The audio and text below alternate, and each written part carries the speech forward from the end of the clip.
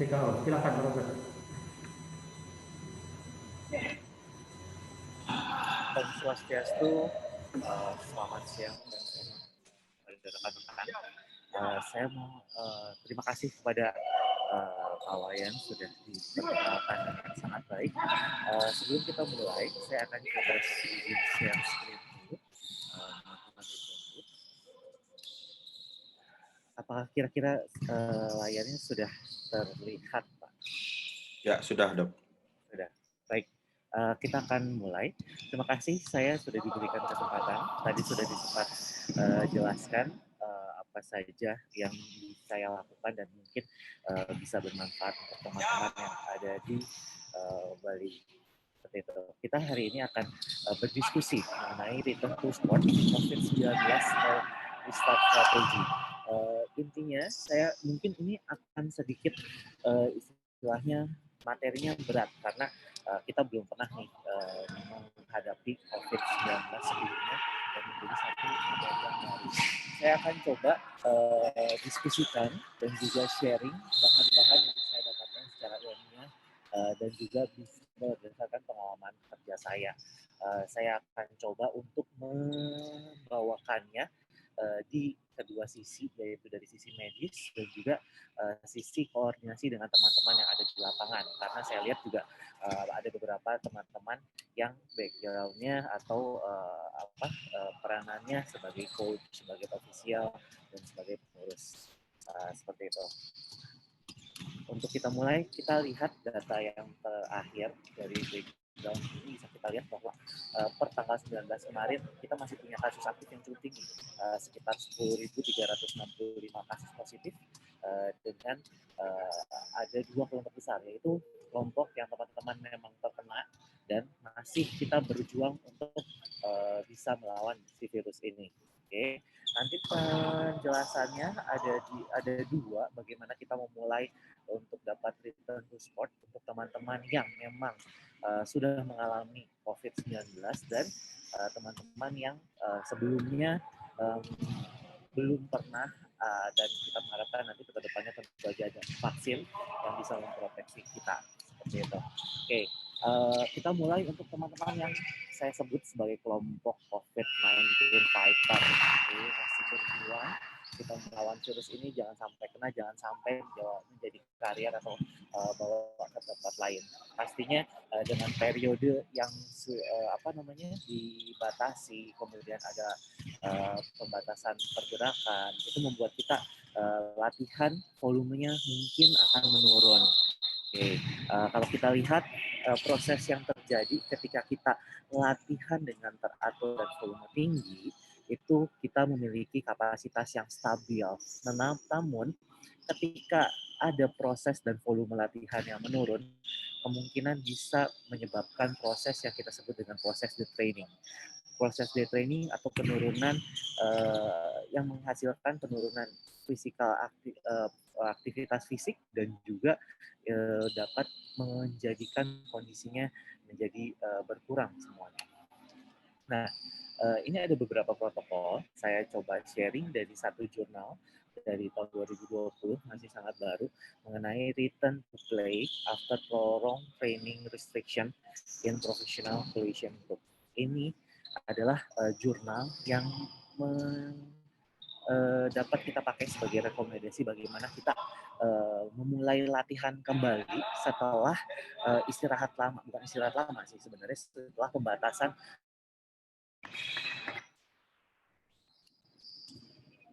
Oke, mohon maaf karena mungkin sinyal di sini cuaca memang agak sedikit buruk sehingga terputus. Mungkin itu salah satu adaptasi kebiasaan baru. Kita mungkin harus beradaptasi dengan sinyal-sinyal yang memang agak sedikit tegang. Oke, boleh izin saya lanjutkan. Jadi tadi ada yang sempat kita sebutkan bahwa ini strategi reconditioning. Bagaimana untuk mulai kembali berlatih hingga latihan itu bisa maksimal. Yang disarankan, kalau kita lihat di sebelah kiri itu ada periode lockdown, sebelah kanan ada periode di mana kita ingin latihan itu maksimal. Tapi kita tidak bisa instan sebetulnya karena resiko sendiri akan meningkat. Hal tersebut karena adanya penurunan dari kecepatan, penurunan dari repetisi, durasi, bahkan sampai dengan VO2 max-nya. Disarankan di sini di lingkaran yang pertama adalah proses yang sangat ringan, drilling saja. Ketika bicara latihan gerakan dasar itu akan dimulai. Setelah itu baru masuk ke latihan dengan open field atau suasana outdoor, dan kemudian baru masuk ke latihan lain hingga scrimmage. Jadi potensially nanti mungkin bisa setiap cabang bisa berdiskusi dengan masing-masing coachnya bagaimana strategi itu ditingkatkan secara bertahap. Scrimmage-nya pun untuk scrimmage tidak langsung full team versus full team, tapi mungkin one by one, mulai dari gerakan-gerakan yang dasar, isometrik, kemudian baru ditingkatkan. Nah, ini saya ada beberapa mungkin orang yang kemudian atlet yang sedang dalam fase penyembuhan. Nah, untuk itu kita melihat apa saja sih yang terjadi ketika kita mengalami proses training seperti ini. Biasanya kalau di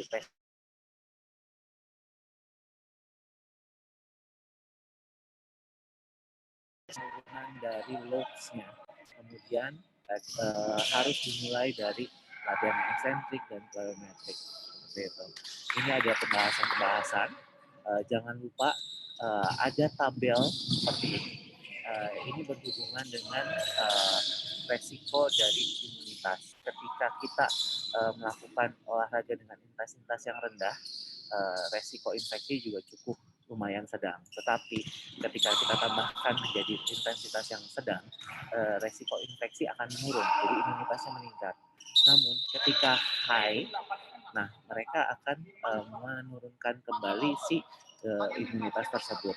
Nah, tapi ketika dilakukan secara terus-menerus akan ada proses adaptasi. Oleh karena itu, elit atlet akan memiliki daya tahan yang lebih baik bila program latihannya dapat terstruktur dengan baik.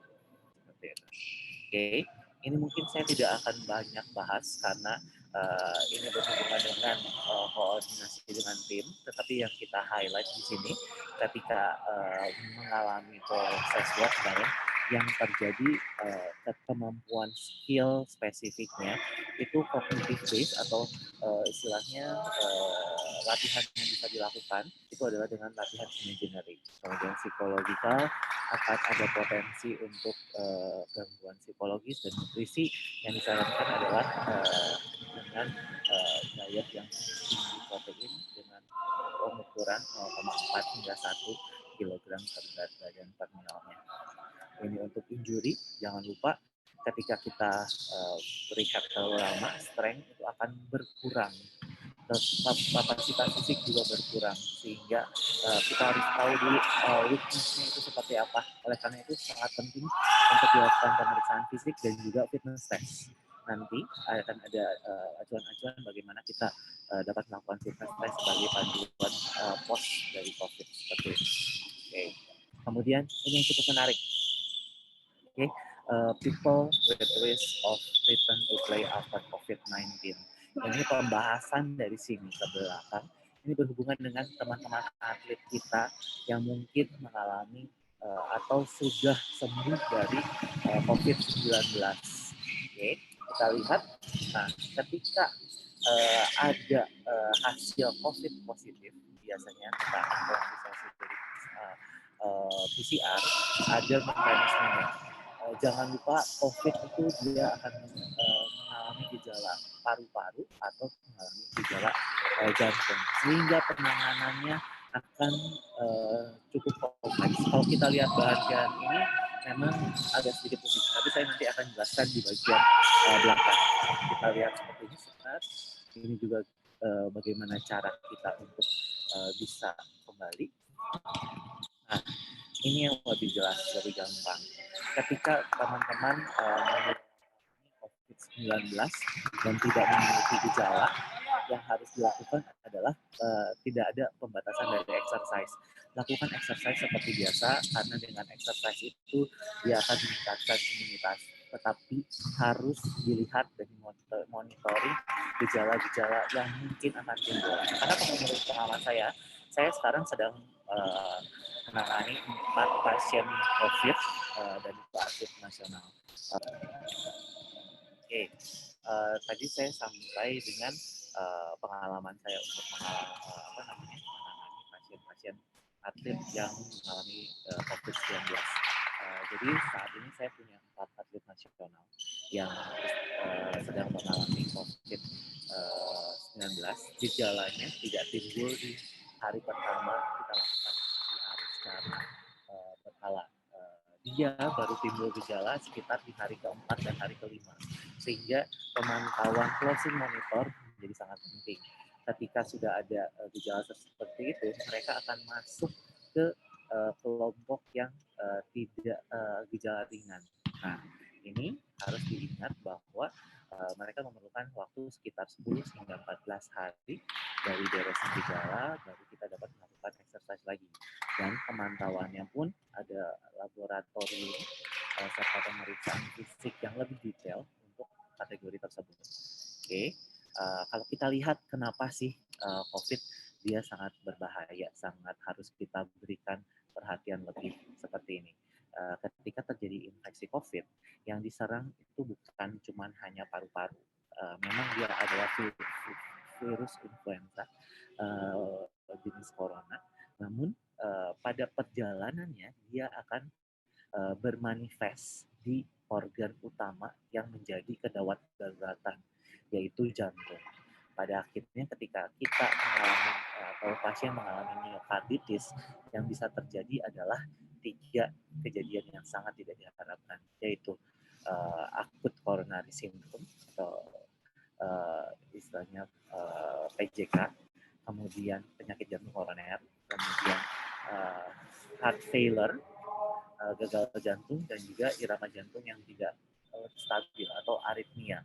Sehingga ketiga ini adalah biasanya jadi salah satu faktor resiko utama kematian mendadak saat kita melakukan exercise. Nah, kalau kita lihat efeknya bisa kemana saja, ternyata secara garis besar bukan cuma kedua itu saja, bukan cuma ke paru-paru atau bukan cuma ke jantung saja, tapi dia bisa sampai ke seluruh komponen tubuh, mulai dari fungsi dari syarafnya, kemudian fungsi dari pencernaan, renal, fatigue. Fatigue ada beberapa kasus yang pasien merasa lemas atau tidak punya tenaga berbulan-bulan setelah mereka mengalami COVID-19 dan dinyatakan sembuh. Mental itu juga sangat penting karena kita tahu untuk mendapatkan prestasi yang baik, konsentrasi mental yang tenang itu menjadi sangat penting. Potensi untuk terjadinya PTSD, post traumatic stress syndrome, itu sangat tinggi juga pada pasien-pasien COVID yang akan mulai kembali untuk berolahraga. Oke, ini juga sama, kita akan melihat apa saja yang bisa kita lakukan. Selanjutnya, ini yang sangat penting. Oke, apa saja sih yang harus kita lakukan ketika pasien itu sudah sembuh dan mau kembali ke tim? Tiap kategori punya tindakan yang berbeda-beda. Ketika dia COVID positif tapi tidak ada gejala, kita bisa melakukan pemeriksaan fisik dan anamnesis atau bertanya saja, itu saja. Oke. Kemudian EKG itu menjadi konsiderasi. Itu boleh dilakukan, akan sangat baik dilakukan, atau bisa kita lihat sambil kita memantau dari keadaan gejala dari kardiovaskularnya. Nah, oleh karena itu sangat penting sekali ketika teman-teman memiliki heart rate monitor. Ini ada bisa kita gunakan untuk memantau bagaimana perkembangan dan juga respon saat latihan. Targetnya seperti apa ada di selanjutnya. Kemudian yang sangat harus diperhatikan adalah ketika mereka ada bergejala, mulai dari gejala ringan hingga gejala berat, pemantauannya harus lebih rutin lagi, harus lebih ketat lagi.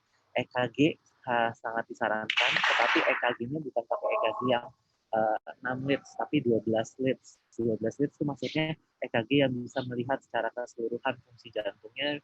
Dia di situ ada 12 posisi yang bisa kita deteksi bagaimana kinerjanya. Oke, kemudian pemeriksaan-pemeriksaan lain itu disesuaikan dengan kondisi dan juga respon dari penyakitnya tersebut. Oke.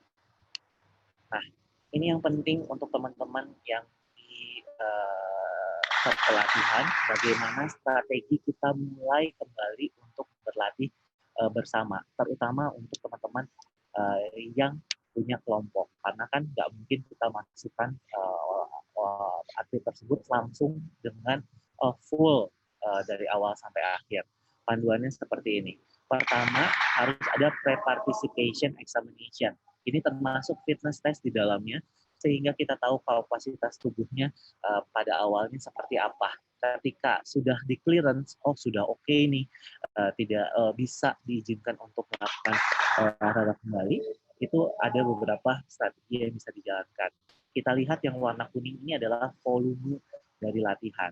Oke. Disarankan teman-teman punya heart rate monitor atau pantau secara manual di pusat atau di latihan intinya.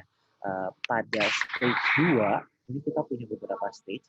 Stage 2 tuh mungkin di hari 1 sampai hari kedua, heart rate yang kita sarankan adalah sekitar 70%. Jangan lupa lakukan dulu 15 menit, kemudian kita lihat responnya. Ketika sudah oke dan sudah tidak ada gejala lain, misalnya sesak, misalnya jadi batuk-batuk, atau fatigue yang berlebihan, boleh dinaikkan. Naikkan yang pertama kali adalah naikkan heart rate di bawah 80%. Kemudian durasi juga boleh dinaikkan. Ini masuk ke stage atau level 3 sampai level 4. Kita naikkan secara berkala mulai dari 15, 30, 45 dan 60 menit. Heart rate-nya pastikan tidak melebihi dari 80%. Ini merupakan batas bawah dari intensitas tinggi. Oke, secara bertahap. Hari ini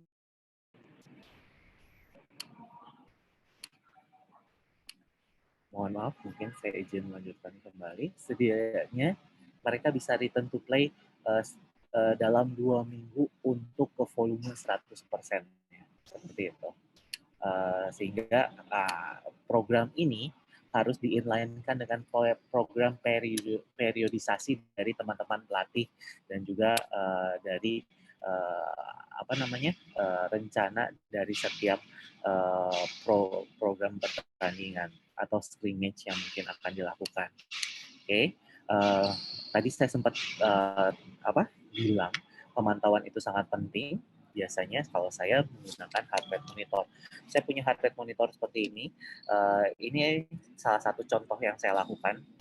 Saya punya satu heart rate, satu sistem di mana saya bisa memantau beberapa orang secara sekaligus. Ini misalnya contohnya seperti ini.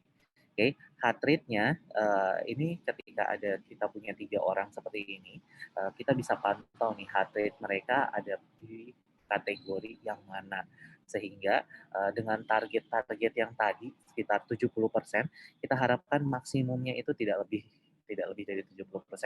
Kalau ini memang saya gunakan untuk atlet saya yang tidak mengalami gejala COVID. Namun ketika mengalami gejala COVID harus diperhatikan tabel maksimumnya ini bertahap di 70 dan 80%, mencapai 100% dalam setidaknya 2 minggu. Kemudian saya juga akan membahas sedikit panduan retraining yang dikeluarkan oleh Perhimpunan Kedokteran saya, yaitu Perhimpunan Dokter Spesialis Kedokteran Olahraga.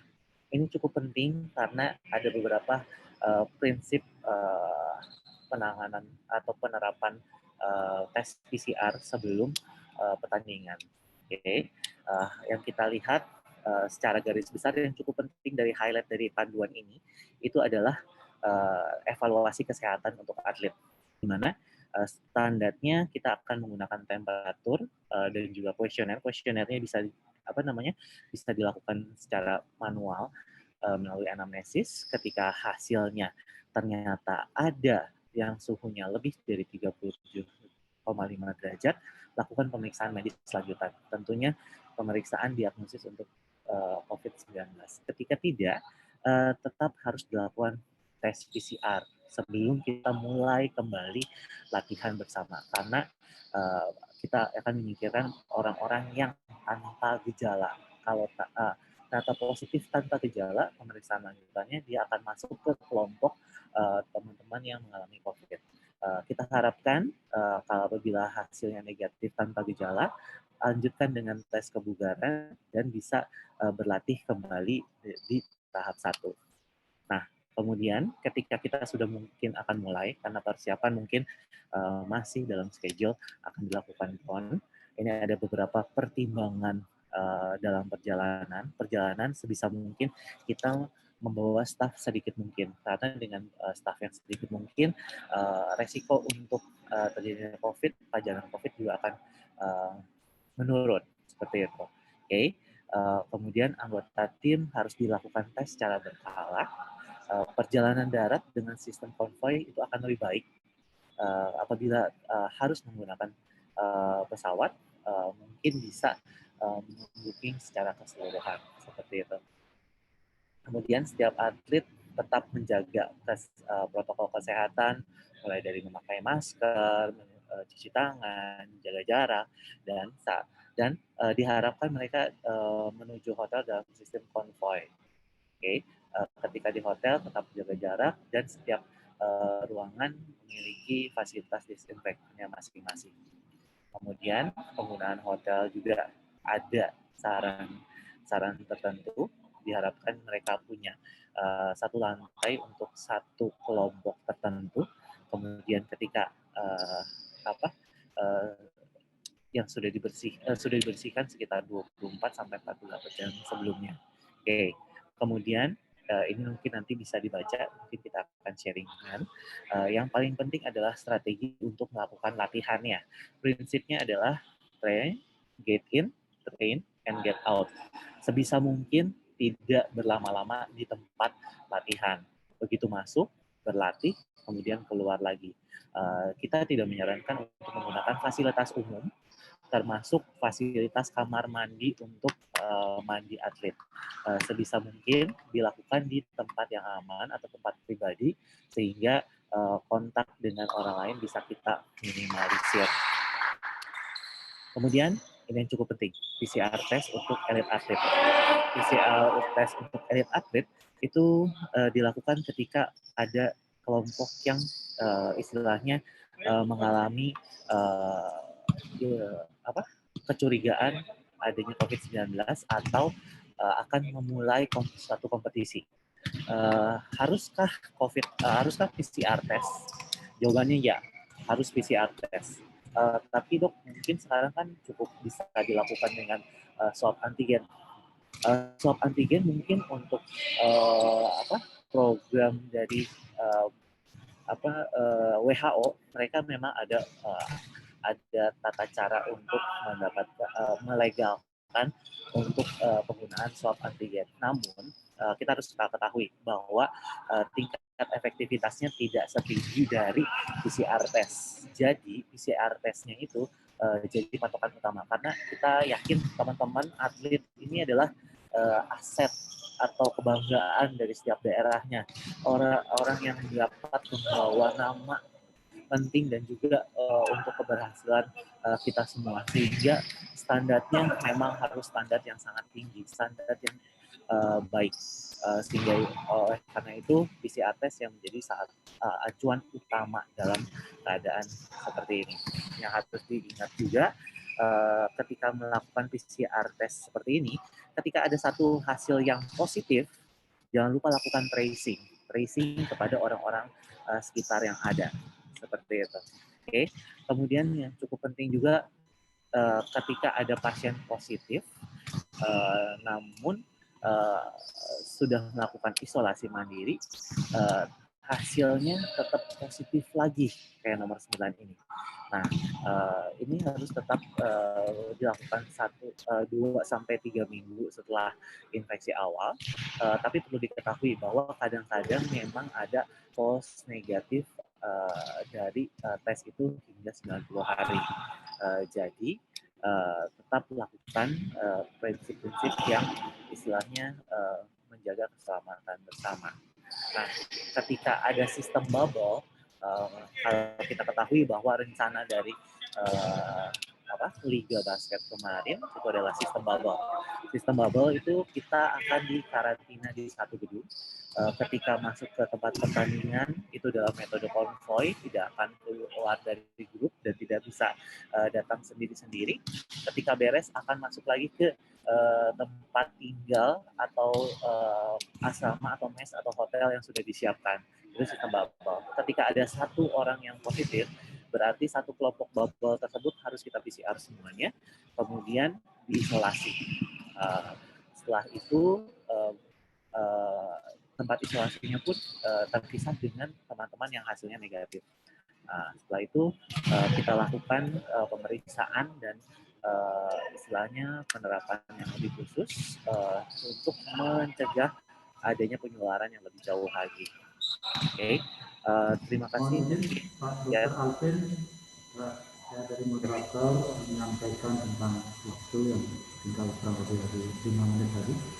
Ya, silakan dilanjutkan.